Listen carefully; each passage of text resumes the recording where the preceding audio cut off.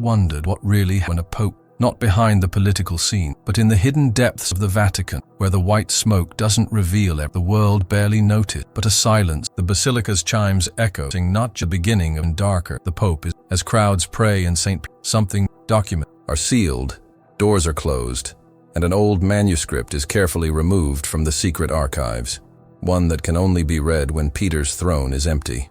The Vatican, one of the most protected and enigmatic places on the planet, is immersed in silent rituals. And you, who are watching now, need to understand, this is not a simple period of mourning. It is a prophetic cycle that has been repeated for centuries.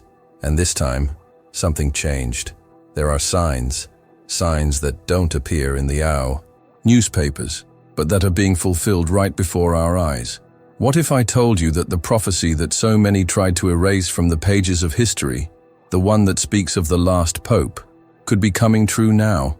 What if this transition of power hid more than human choices? What if she was being guided by something much older, much more powerful, and much more dangerous? The climate in Rome is not one of simple transition. It is one of expectation, of veiled tension, of looks that are avoided in the sacred corridors. The sky seems heavier, as if even the clouds know something is about to happen. And in the midst of this charged scenario, a name begins to gain traction. A name that awakens fear in some, hope in others, and curiosity in everyone. But before you reveal who he is, you need to see what has been hidden. Because what is about to happen in the Vatican is not just a change of pope. It may be the literal fulfillment of an ancient forgotten prophecy. If you are here, until now, comment. The Vatican's silence scared me. This shows that you realize the weight of what you're starting and prepares your heart for what comes in the next part. But while many watch this transition from afar with eyes of curiosity or fear, there is something that we, yes, us, we can do it now. We are not just talking about theories, prophecies, or Vatican secrets. We are talking about something that directly touches our spirit, prayer. In a time like this, where the backstage of spiritual and institutional power is in motion, our cry has more value than ever. We don't know what will come next, but we do know that God hears those who stand in the gap. Therefore, if you believe in the power of intercession, write your prayer request here in the comments. It could be for you, for your family, for discernment, for protection, or even for what is happening now in the church. Let's form a chain of faith. We will pray together.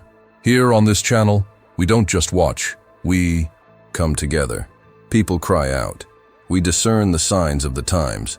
So, if this message touched your heart, leave your like, because this makes YouTube deliver this video to more people who need to hear this truth. Subscribe to the channel, because the next part will bring even deeper revelations about the new name being named as successor and the mysteries surrounding his possible rise.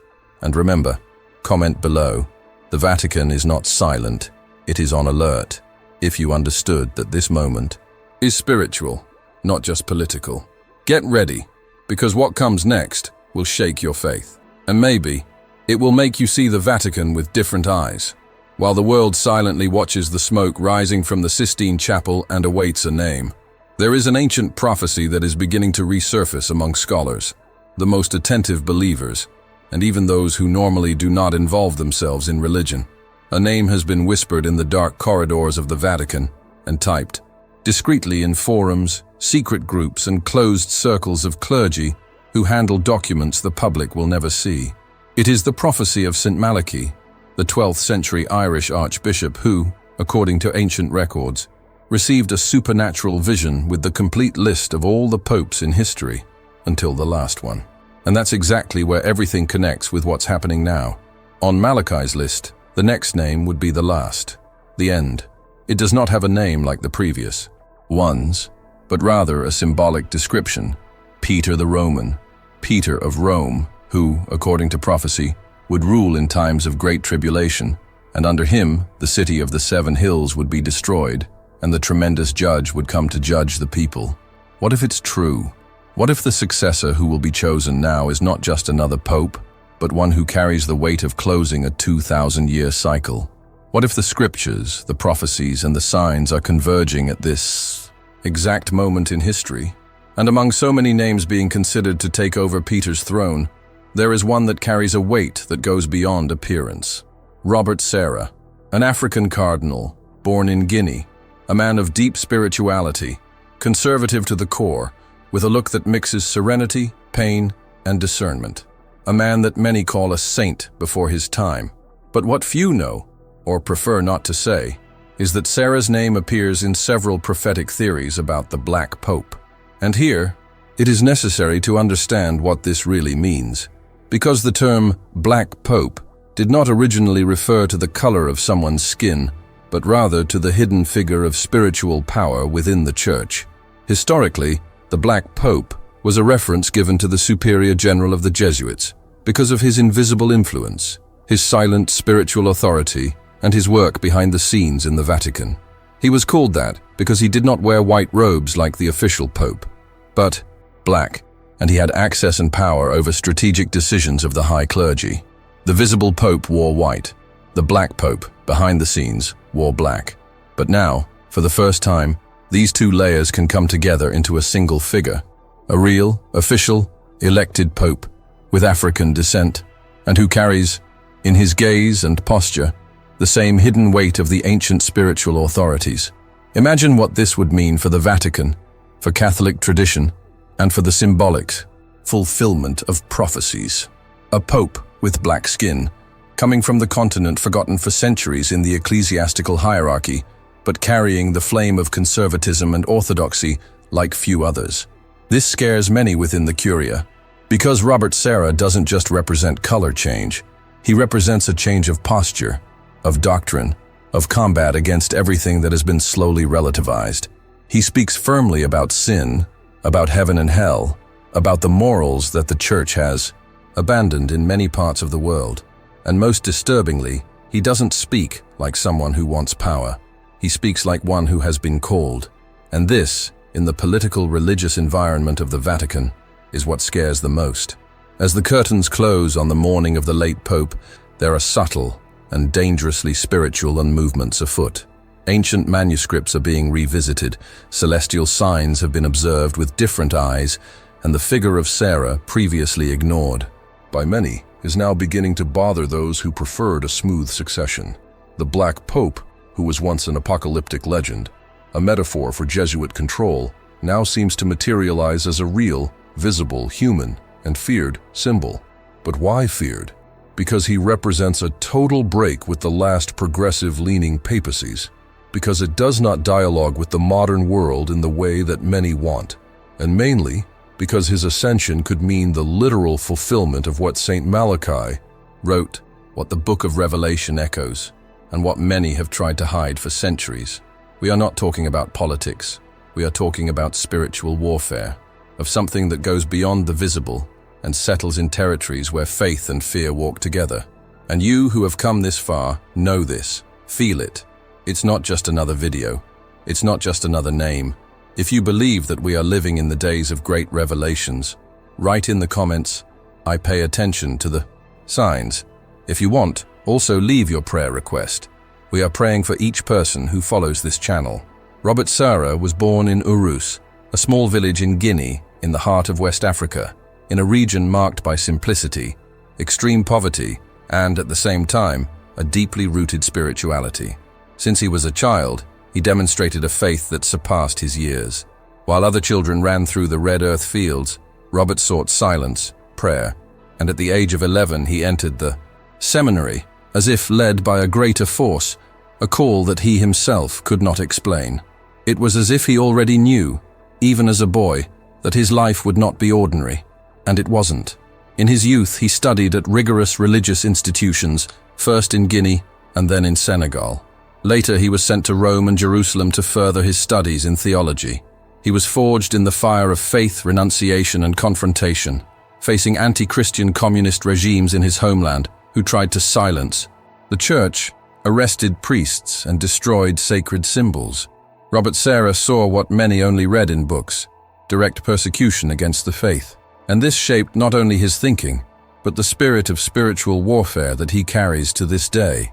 When he was appointed archbishop at the age of 34, he became the youngest bishop in the world at that time.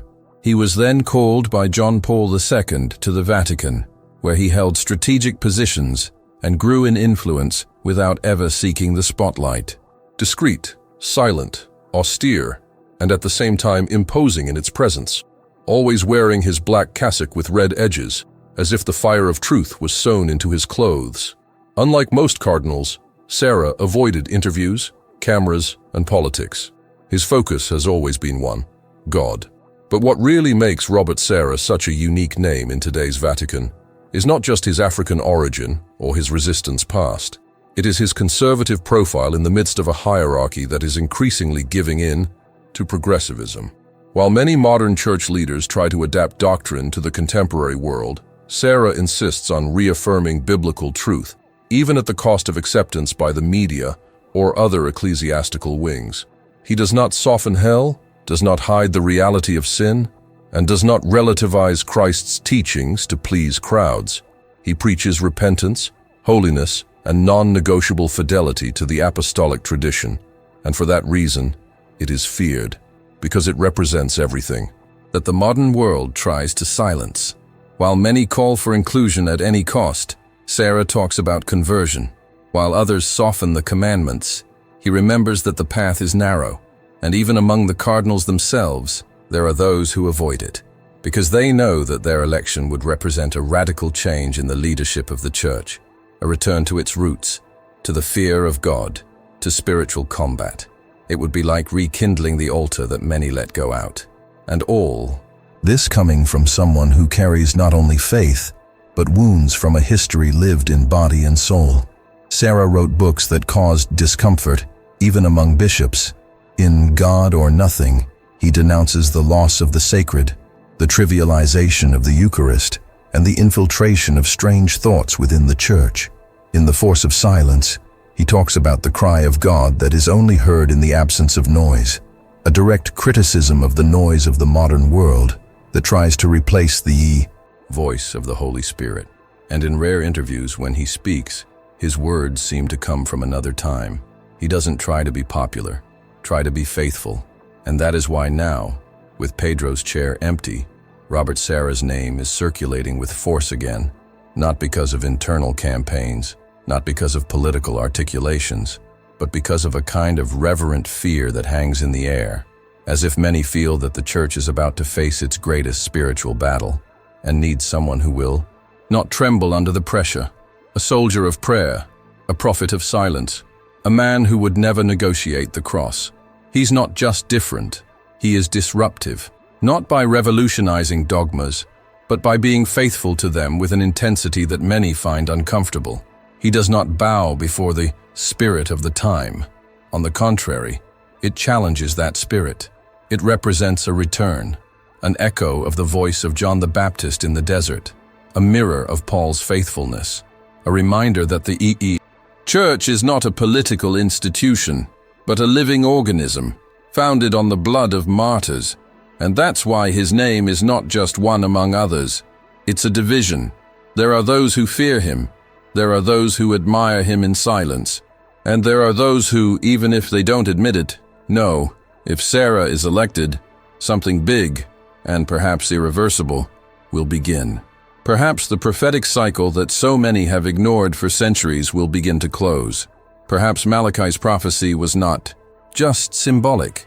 Perhaps the signs are before us, but only spiritual eyes can see. Within the walls of the Vatican, far beyond the public ceremonies, the golden clothes, and the carefully chosen words for the speeches, there is a silent and at the same time devastating battle that has been raging for decades. A cold, spiritual, ideological war, an invisible line that separates those who wish to preserve the original essence of the faith from those who seek to adapt the Church to the modern world, often diluting what was previously non-negotiable. On the one hand, the conservatives, firm in tradition, defenders of doctrine, guardians of revealed truth. On the other, the progressives, who advocate profound reforms, greater openness, flexibility of dogmas, and rapprochement with contemporary agendas. This once discreet conflict has now become impossible to hide, and with the death of the current pope, this tension has reached a new level. Choosing the next pope is not just a succession. It is a historic crossroads. The cardinals know this. They are not just deciding who will be the new face of the Catholic Church. They are deciding what spiritual direction the Church will take in the coming decades, or perhaps until the end. The progressive wing, behind the scenes, is already articulating with strength. There are discreet meetings, alliances being formed, veiled promises exchanged among those who fear the rise of someone like Robert Sarah, because they know that if he is elected, everything will change. The tone changes, the posture changes, the spirit of the Church changes. Sarah is not just a conservative cardinal. He is the antithesis of the ecclesiastical model that has been consolidating in recent times. It represents a return to the sacred, to reverence, to silence as a form of worship, to repentance as the foundation of faith. For progressives, his election would be like lighting a torch in a field of gunpowder. They fear not just your words, but what your presence means. The return of spiritual authority, the centrality of the Eucharist, the direct combat against moral relativism, the clear denunciation of everything that was tolerated for convenience. Sarah is, for them, a threat, but not because of ambition. And yes, for holiness. And this is what most divides the Curia today. Holiness, for some, has become a problem, an obstacle to dialogue with the modern world, a challenge to the project of a more popular, more inclusive, more media-friendly church. But Sarah didn't come to please. He came to remember. Remember that the altar is not a stage, that the priesthood is not a career, that the liturgy is not performance, that God does not change, even if the entire world is constantly changing. He wouldn't need to say anything. His silent presence on Peter's throne would be enough to awaken dormant consciences and provoke a rupture within the Vatican structure itself. The progressive wing knows this. They try to soften the speech, present other names, propose balanced alternatives. But many of these names no longer carry spiritual weight. They are ordinary politicians, behind-the-scenes organizers, technicians of faith with good oratory and no anointing.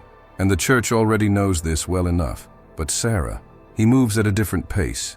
He does not seek to be elected, but the fact that it doesn't search is what makes it even more dangerous for those who want to keep the game as it is. The idea of having a pope who does not bow to the world's agenda sounds to some like a step backwards.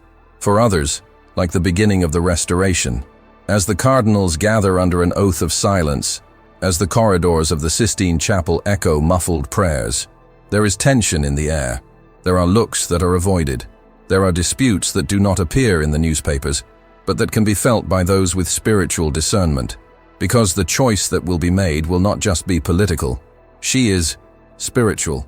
And Robert Sarah's name, although whispered by some, echoes strongly in hearts that cry out for a true new beginning.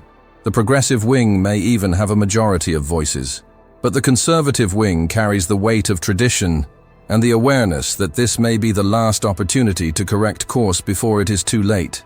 And you who are following this now need to understand, what is at stake is not just who will sit on Peter's throne. It is the identity of the Church. It's the battle between light and darkness, between convenience and holiness, between appearance and truth. The world won't know about it in the newspapers, but you know now, here, because there are decisions that are not just political, they are spiritual, and they have eternal consequences. If you feel that this battle is not just internal, but reflects a spiritual war that is already affecting the entire world, write in the comments. We are in spiritual warfare. This will show that you are discerning the times in which we live. And if you want the Church to return to its roots of holiness, reverence, and truth, leave your prayer request here in the comments. We are praying with you and for you. Behind the scenes of the Vatican, where time seems to stop and the corridors whisper centuries-old secrets, there is a feeling that can no longer be ignored. Something is happening. An invisible weight hangs over the domes of St. Peter's Basilica, as if the sky is holding its breath. It is not just the expectation of choosing a new pope, it's something bigger, older, more prophetic. With each passing day, new reports emerge, new coincidences that, to the unwary, may seem random. But for those with spiritual eyes, they are much more than that. They are signs of the times. In recent months, the world has witnessed a series of intense events. Earthquakes hit regions that are not prone to tremors. One of them, which occurred on the shores of the Mediterranean, shook historic cities, and curiously, occurred hours after the Pope's death was announced. Experts try to explain it through the movement of tectonic plates, but for prophecy scholars, this goes beyond geology. It goes straight to the spiritual field. After all, since biblical times, earthquakes have always accompanied moments of judgment, change, and divine revelation. And it wasn't just the earth that shook. The sky also manifested itself. Amateur astronomers captured in the skies over Rome a sequence of unusual lights, a type of aurora borealis in reddish tones, never seen in that region. Climatic causes were ruled out. There were those who said they were satellites, but the phenomenon was not found on any known route. The atmosphere seemed to vibrate, and, for the sensitive, that light cutting across the sky seemed like an advertisement, a warning, a foreshadowing. Added to this, global tension continues to escalate. Wars that once seemed distant are now knocking on Europe's doors. Nuclear threats, treaties being broken, world leaders being removed or assassinated in suspicious circumstances, and all of this happening in exactly the same period in which the Catholic Church finds itself facing the biggest decision of its modern era. Was it just a coincidence? Or are the heavens speaking? And the documents? The documents. Amid the mourning of the Pope's death, an alleged leak of old files moved the alternative media behind the scenes. An Italian journalist, known for his connection with sources within the Vatican, published excerpts from a confidential dossier that mentions the prophecy of the last Pope. According to this material, there are records that Saint Malachy's prophecy was read, discussed and archived in secret during the pontificate of Benedict XVI, being considered too sensitive for public disclosure. The text cited the possibility that, after the death of 2 consecutive popes in troubled times, a last one would emerge, coming from the peripheries of the Church, with a radical callback to the cross, and who would face internal and external persecution like no other. This section has caused concern, because for many, this description accurately fits the profile of Robert Sarah, a man from Africa, away from the spotlight, but deeply firm in his faith. A prophet of silence who bothers more quietly than many with fiery speeches, and more than anything, a symbol of doctrinal purity amid a storm of moral confusion. And the signs don't stop. In Fatima, Portugal, where, according to reports, Mary appeared to 3 children at the beginning of the 20th century with messages about the future of humanity and the Church, an image of the Virgin was said to have shed tears during a night vigil. The fact was not officially recognized by the Vatican, but dozens of videos were published online, showing the image's face with a wet glow, while faithful wept and prayed in tongues. Was it just an optical phenomenon, or a direct warning from heaven? In Latin America, regions that were once strongly Catholic are plunged into spiritual crises. Churches being burned, Christian symbols being vandalized, pastors and priests being persecuted and silenced. There is a feeling of spiritual abandonment, as if the light was slowly going out, giving way to a silent darkness, which grows without being noticed. Even within the Church itself, signs have emerged. A crucifix mysteriously fell during a celebration in a European cathedral. The altar was empty. The sound of wood echoed among the faithful. Priests present said it was a coincidence. But for many, it was like a warning. Christ has been taken from the center. And when that happens, judgment approaches. And in this scenario, where nature, politics, religion, and spirituality intertwine in an unsettling symphony, Sarah's name resurfaces with more force than ever. Not as the media preferred, but as the only one capable of facing what is coming. Because maybe it's no longer a matter of choice. Maybe it's a question of preparation. And Sarah, forged in suffering, persecution, silence, and faithfulness, may be the only one ready to carry the end-time cross. Imagine now, for a moment, the global scenario being shaken by a choice that many would consider unlikely, but which, in the eyes of the prophecy, seemed inevitable. The conclave closes, the white smoke rises, and a name echoes between the Vatican walls with the weight of millennia of expectation: Robert Sarah, an African pope. Conservative, prophetic, and on our knees before God, not before the world. The crowd vibrates, but in silence, the powerful tremble, because this election would not just represent a new pontificate. It would be a break with everything the Church has experienced in recent decades. A shock, a spiritual realignment, maybe even the beginning of something that cannot be reversed. The image of a black man, in white robes, in front of a crowd of faithful in St. Peter's Square, would be a profound message in itself. A pope coming from a continent historically forgotten in major ecclesiastical decisions. A continent that was evangelized, but now seems to give back to the world the faith that the world itself abandoned. Africa would become, in the eyes of the world, no longer a mission field, but a spiritual epicenter of resistance to the moral decadence of the West. And that would change everything. The new pope, Sarah, would not be a political reformer. He would be a spiritual reformer. And the first visible change perhaps came in the liturgy. The altar would once again be sacred. The vestments would once again have symbolic weight. Mass would no longer be a show. Reverence would replace informality. And along with this, a wave of discomfort would spread through entire sectors of the Church that had learned to sugarcoat everything in the name of false inclusion. Sin would once again be called sin. Hell would no longer be just a metaphor, and the truth, which many buried beneath layers of pastoral diplomacy, would emerge like a sharp sword. This change would not just remain within the walls of the Vatican. It would reach Catholic dioceses, parishes, seminaries, and universities around the world. The tone of the homilies would change. The training of future priests would be more rigorous. The sacraments would once again be treated with fear and trembling. And while this would awaken a profound renewal among believers thirsty for truth, it would also cause fierce resistance among those who have become accustomed to the anything-goes church. Sarah would not negotiate principles. I wouldn't seek applause. And that, in a world driven by likes, cancellations, and conveniences, would be scandalous. The enemies would rise up, internal and external.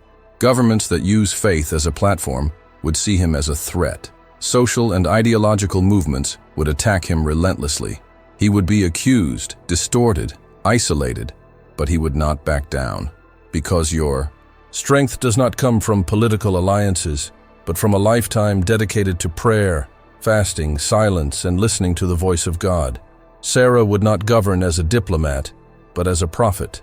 And prophets, as we know, are not welcome in their own land.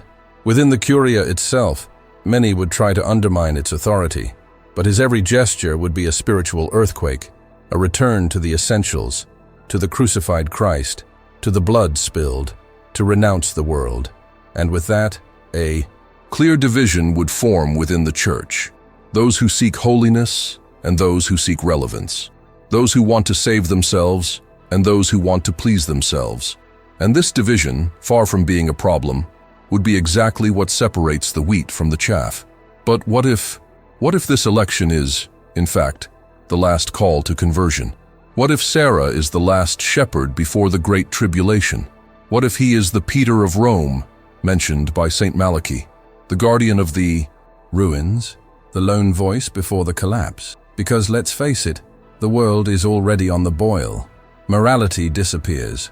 The truth is mocked. And the Church, in many places, has become just another arm of emotional entertainment. Perhaps the election of a pope like Robert Sarah is heaven's last attempt to warn us before the door closes. And it is no exaggeration to say that what would begin there, at that moment when he stood on the central balcony of St. Peter's Basilica, could not just be the beginning of a new era, but rather the literal fulfillment of a prophecy. And maybe, just maybe, the harbinger of the end. Because when God raises up a prophet in times of rebellion, it is not just to console, it's to confront, and every confrontation brings judgment. This pope would be loved by some, and hated by many, but ignored? Never. The world would have to choose, either return to the cross, or face the consequences of having turned its back on it. If you believe that such a radical change could really be about to happen, right here in the comments. The moment of truth has arrived. And if you feel like the world needs to hear more of this message before it's too late, share this video. Leave your prayer request, because together we will intercede for discernment, for wisdom, for courage. And as all these elements come together, the silent death of a pope, the name of Robert Sarah gaining strength, even against the interests of many, the signs on earth and in heaven, the internal division among cardinals, and the resurgence of the forgotten prophecy of Saint Malachy, something greater begins to form on the spiritual horizon of the Church, an almost palpable tension, as if time was being compressed, as if we were on the eve of a revelation that can no longer be ignored. The Church, which for so long walked between shadows and light, now finds itself before a prophetic mirror, and the reflection that returns is not one of institutional glory, but of imminent judgment. Because every time the truth is restored, it comes with a price. And if Robert Sarah truly ascends the throne of Peter, that price will be exacted not only from those who oppose the truth, but also from those who remained silent before it. The choice of an African pope, conservative, prophetic, and deeply committed to the cross, is not just symbolic. It is a spiritual cry, an ultimatum, and perhaps that is exactly what heaven is trying to show us. In various corners of the world, a different kind of clamor can already be heard. It's not political noise. It is a spiritual echo coming from the hearts of the faithful who still believe that holiness matters. Simple people, forgotten priests, prayer communities, cloistered religious, all praying in silence for a true beginning. Not an institutional restart, but a return to the root, to fear, to the cross, and to the crucified Christ. These prayers, even if they don't appear on the news, are rising, and perhaps they are exactly the ones that are moving the heavens at this very moment. Now stop and think, what else remains to be accomplished? Prophecies were not sealed only to the past. They always point to a turning point in history, a moment in which everything that seemed symbolic would take on real form. What if we are exactly at that point right now? What if the figure of the Black Pope is not just another speculative chapter, but rather the exact materialization of what the ancients were already warning about? Look around you. See the state of the world. Observe the moral collapse, the spiritual decay, the apostasy that spreads even among the consecrated. Notice how those who speak the truth are silenced, persecuted, ridiculed. Notice how everything that is holy is being replaced by appearance, vanity, and convenience. It's not the end, but it's like we're at the last bend before him. The question that remains, and which you need to ask yourself seriously now, is this: was the prophecy right all along? Is the Black Pope already among us? Is what so many treated as a metaphor finally becoming reality before our eyes? Is Robert Sarah not just another name, but the definitive sign that something is about to happen? If you've stayed this far, it's because something inside you realized that this message isn't just another piece of internet content. It's a spiritual alert, and that says a lot about you. Few today are willing to go all the way when it comes to truth, mystery, and prophecy. And if you are among these few, you are already part of something bigger. So, if this message touched you, subscribe to the channel now. Here, we go beyond appearances. We dive deep into the signs, behind the scenes at the Vatican, forgotten prophecies and spiritual movements that many still cannot see. Each video is made with seriousness, prayer, and spiritual responsibility, and you deserve to be on top of everything that is about to happen. Leave your like, because this helps this content reach other people who also need to awaken. And if you made it to the end of this video, comment below, "I pay attention to the signs." This simple sentence will show that you are one of those who still discern, still observe, still believe. And now, don't leave here. The next video, and in it, we will expose even deeper revelations, including hidden documents and records that link Robert Sarah's name to events that were never revealed to the public. Click now and continue on this journey with us. What's to come could be even more impactful.